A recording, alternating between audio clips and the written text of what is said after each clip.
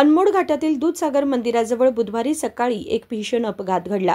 कर्नाटकातून गोव्याच्या दिशेने सिमेंट घेऊन जाणाऱ्या 12 चाकी ट्रकने दूधसागर मंदिरासमोर थांबण्याच्या तयारीत असलेल्या वॅगनआर कारला जोराची धडक दिली। ही कार मडगावहून बेळगावकडे जात असलेल्या 4 प्रवाशांची होती।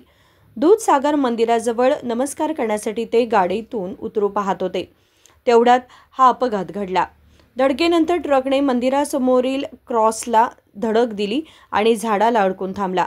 या अपघातात कारमधील 3 प्रवासी गंभीर जखमी झाले आहेत। ट्रक चालक अपघातानंतर ट्रकमध्ये सडकून पडला होता। अग्निशामक दलाने तात्काळ घटनास्थळी धाव घेत चालकाला बाहेर काढले। प्राथमिक उपचारासाठी त्यांना 30 येथील उसगाव प्राथमिक आरोग्य केंद्रात नेण्यात आले। त्यानंतर पुढील उपचारासाठी बांबोली सरकारी रुग्णालयात दाखल करण्यात आले आहे। या अपघाताची नोंद कुळे पोलीस स्थानकात झाली असून पुढील तपास सुरू आहे। निखिल सुकर, KMM मराठी, रामनगर।